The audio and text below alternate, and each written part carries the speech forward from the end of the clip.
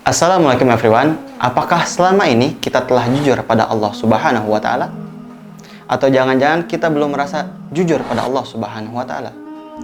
Apabila kita belum merasa jujur pada Allah Subhanahu wa taala, ingatlah sebuah hadis dari Rasulullah sallallahu alaihi wasallam yang berbunyi, "In tasduqillah yasduqka." Jujurlah engkau pada Allah, maka Allah akan jujur terhadapmu. Dan berbicara tentang jujur pada Allah, ada sebuah kisah. Ketika itu di zaman Rasulullah sallallahu alaihi wasallam hidup, ada seorang sahabat yang bernama Abdullah bin Jahsh.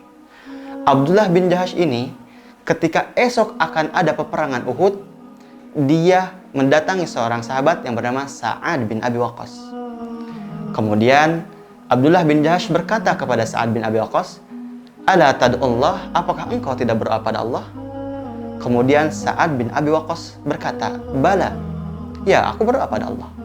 Kemudian Sa'ad bin Abi Waqqas dan juga Abdullah bin Jahsh pergi ke satu tempat dan dia berdoa di sana dengan cara saling bergiliran. Seorang berdoa dan seorang lagi mengaminkan, dan begitu pula sebaliknya.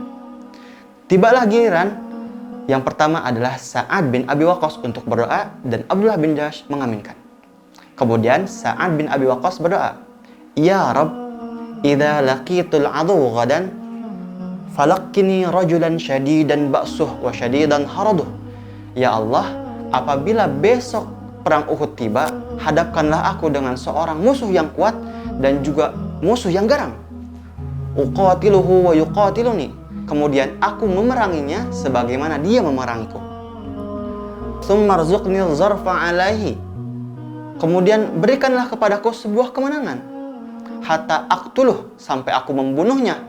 Wa akhadha salbah, dan aku mengambil harta rampasan perang.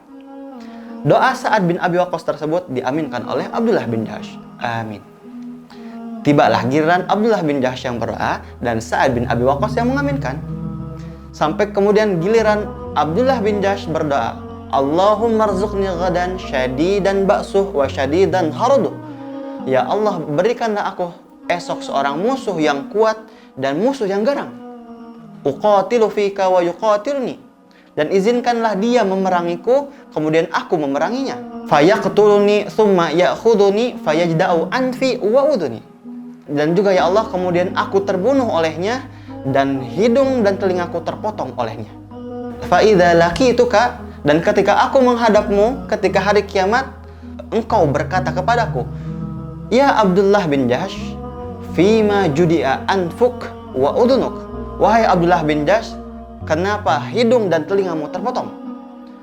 Fa'aqulu, kemudian aku berkata kepadamu, "Ya Allah, fika wa rasulik." Sesungguhnya hidungku terpotong dan telingaku terpotong karena aku berjuang atas agamamu dan juga atas rasulmu.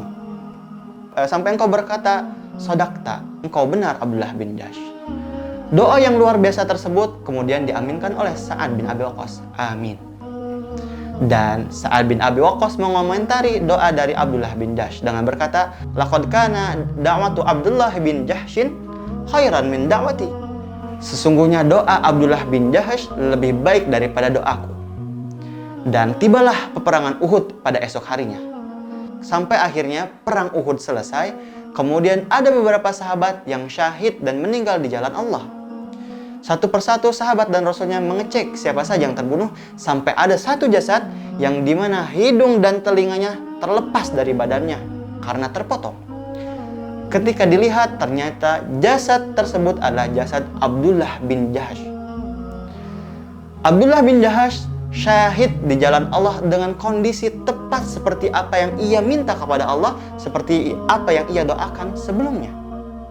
Hidung dan telinganya terlepas, bahkan sampai-sampai para sahabat harus menggunakan tali untuk memasang kembali hidung dan telinganya ke dalam jasadnya ketika hendak disolatkan.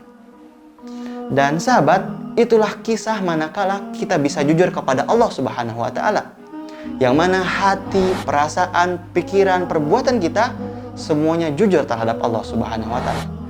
Dan apabila kita telah jujur pada Allah, maka insya Allah Allah akan mengabulkan doa-doa kita.